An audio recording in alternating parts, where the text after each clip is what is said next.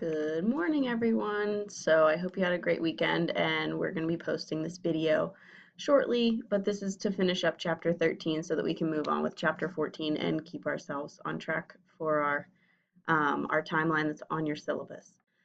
So I wanted to start out with talking about where we left off. This is approximately slide 46, 47. In my 10 a.m. class, you had all asked me what was the one state that didn't require a budget balance, and I'm going to give a very nice thank you to Callan in the 11 o'clock class who looked it up and told us that it is indeed Vermont that does not require a balanced budget every year. So, and that's pretty intuitive because Vermont's definitely one of those states that they don't like to tax people, and they're not requiring a balanced budget. So they have a lot more flexibility with fiscal policy than what states such as I gave you the example of Pennsylvania and Ohio for that fact. We don't have as much power to use fiscal policy in this state and or Pennsylvania when there's an economic downturn or an expansion. So I want to just remind you that in addition to the United States, thinking a little bit broader, Europe also used to have a rule that required if you were in this stability pact that you had to have a balanced budget. And they have since changed that rule to say that you need to have it balanced on average, not every year. So let's talk about the long run implications of fiscal policy. So we've talked about how it can stimulate aggregate demand and push us back towards long run equilibrium. But if we use this expansionary fiscal policy that we're talking about the government going farther into debt. And whenever we talk about going into debt, it's not something that you should do lightly. You probably didn't choose Kenyon as a school and potentially go into a lot of debt lightly. You're not going to make this decision in a day. Same with governments. So what this picture is showing you is that as of the end of 2013, this is showing you various countries and their debt, their government net debt. That's on the x-axis. I don't know if you can see that. It's slightly low. The government net debt as a percent of GDP. So as you can see, the United States is in bold, and we have about 81%. And then at the end of 2013, what you notice way at the top here is Greece. Surprising, right? So Greece, as we all know the ending to this story and what happened to them. People started to doubt their ability to pay back their debts. The United States, we're sitting at about 81%, so we're not the worst, but we're not the best. So we're sitting there kind of in the middle with our net debt as a percent of GDP. So a question I want you to think about here is, why should we use net debt as a percentage of GDP? What does that tell us? Well, it kind of allows us to compare apples to apples, right? So we can say, okay, well, the United States has a huge economy compared to Belgium or Australia or Germany. They might have a slightly smaller economy. So what we want to really think about is, what are they taking out proportionally? So a $50 loan to someone who's making $100,000 a year is totally different than a $50 loan to someone that's making $5,000 a year. So that's important. And what we also want to think about is, what does that signal? If you are in debt as more than 100%, right? You are in debt for more than what you can make in a given year. What does that signal to your lenders? That should they come calling and asking you to pay back your debts, what's going to happen? Are you going to be able to pay it back, or are you going to default? So that's one reason why we want to look at this net debt as a percentage of GDP, because it can kind of give you a signal as to the likelihood of the country being able to pay back its debt. And in addition to just the debt, you have to pay the interest. That's the price of borrowing. We've gone over that part. In 2013, the U.S. interest payments were about 1.3% of our GDP. Now, if we continue to borrow to pay our interest that we owe in the year, we're going to put ourselves deeper and deeper into debt. This is just like any credit card, if you've ever had any experience with credit cards.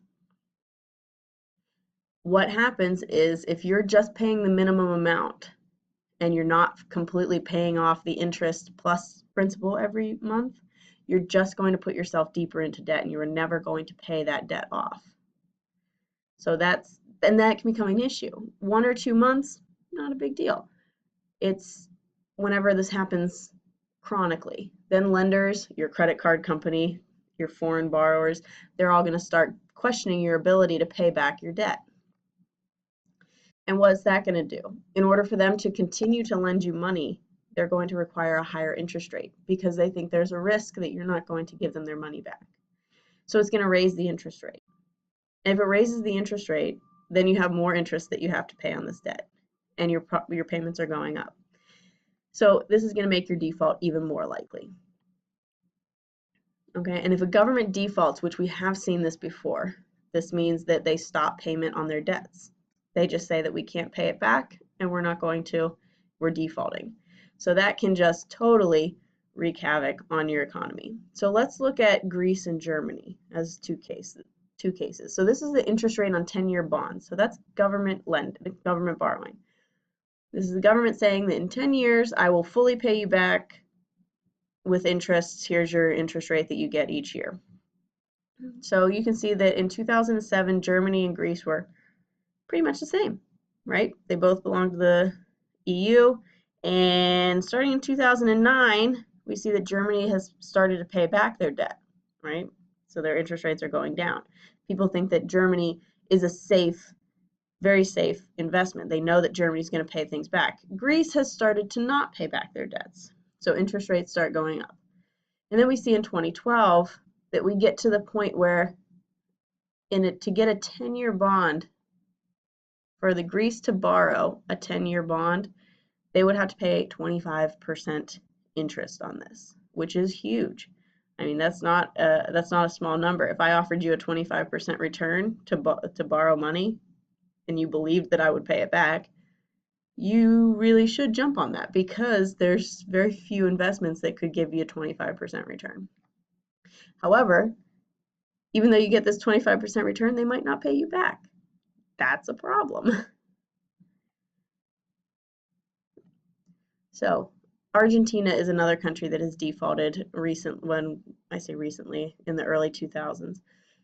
They defaulted in 2001, and then there was this big crisis, banking sector, severe recession, and I'm sure you can imagine what can happen when people's money starts disappearing.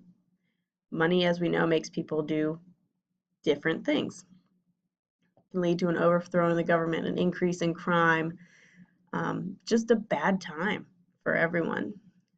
So in Europe, many of these indebted countries had to adopt what we call austerity measures in order to receive aid from the EU. So austerity measures imply that we are making sharp cuts in spending and increasing our taxes. So what does that do to our budget balance? Okay, we're going to try to run a budget surplus, right? We're not going to spend as much and we're going to bring in more money. So therefore, we're going to see this budget surplus that signals, yes, we have the ability and we are going to pay back our debts. And that's the only way that they would be able to receive aid. Now let's bring it back to the US. So this tells you on the left-hand side the US federal budget deficit since 1940, right? Think about what happened in the 1940s, coming out of the Great Recession, World War II. All of a sudden the budget deficit spikes up, right? But what did we talk about? Why did that happen? Well, that happened because we went to war, and that also helped us, kickstart our economy, getting us out of the Great Depression once and for all. So we spiked it up to about 30% and then quickly paid it off. So we were running a budget deficit of approximately 0 until mainly starting in 2000. And then we see in 2010 there was a spike, which again, not surprising. And then we slowly started bringing that back down as of 2013. On the right-hand side, panel B, that's the U.S. public debt. So that's basically debt that's held by people such as you and me, right? Through bonds, T-bills, things like that. Just bonds. Let me go back. Just bonds. So this is the debt GDP ratio since 1940. And again, as you can see, there was a big spike in the mid-1940s from the war. And then it slowly comes back down into the 1980s. And then you see in 2010, it spikes back up, where we've had to borrow and put ourselves back into debt. Nothing compared to what we were doing in the war back in the mid-1940s, but we are still putting ourselves into debt as a percentage of our GDP. So in addition to the government just borrowing money from us, from the consumers, there are also things that we call implicit liabilities. So this is spending that the government is going to have to do. It's a debt, but it's not going to be counted on the usual debt statistics. Okay, so there's three of the really large ones: Medicare, Medicaid, and Social Security. Those are the three ones that I'm sure you have all heard of. Everyone likes to talk about these. So Medicare, as we all know, that healthcare spending is going up very, very quickly. It's going up much faster than overall spending specifically. Medicaid is for relatively very low income families that allows them to have access to healthcare. Now, Social Security, here is something that some people don't quite understand whenever you're talking to them. This is a pay-as-you-go system. So basically, whenever you start working, and say your parents retire right whenever you start working, you are paying for their Social Security now. Okay, it's not as if they're putting in money when you're working in order to pay your Social Security later. Okay, it's pay as you go. You will be funded whenever you retire, and hopefully Social Security is still there. You will be funded by the workers that are working in 2000 and let's say 2070. So you'll be funded by those workers. Right now, once you start working, you will be funding the current retirees. So in 2010, we see that there are 32 retirees for every 100 workers. So 100 workers are supporting 32 retirees. In 2030, they are expecting that there will be 46 retirees per 100 workers. So these 100 workers, same base 100 workers, are paying for more retirees. And then in 2050, there will be 48 retirees per 100 workers. So what these numbers are telling you is we're getting to the point where more and more retirees are depending on less and less workers. So this is why it's an implicit liability, because it's not going to be on our debt statistics saying we owe Professor Black X number of dollars when she retires. It's not going to show up there. It's going to show up whenever I come to claim, and they're going to have to come up with that from the workers that are working right now. So let's look at this nice from the CBO, from the Congressional Budget Office. So as you can see, there's actual data and then a projection. So projections, again, are subject to change. But as you can see that Medicare, Medicaid, and CHIP, which that's for children, there's children insurance. So the pink is showing you spending percent of GDP. And as you can see, the proportion of the pink is going up to where they're projecting in 2038, almost a total of 15% of our spending is going to be on Medicare, Medicaid, and Social Security put together. Social Security, as we're seeing, it's sitting right around a little less than 5% through the actual data. And then it's going to gradually start going up to where it's almost at 5%. So about 5% of our spending in 2038 will come from Social Security or go towards Social Security. 10%, right, the difference between the 15 and the 5, 10% will go towards the healthcare spending.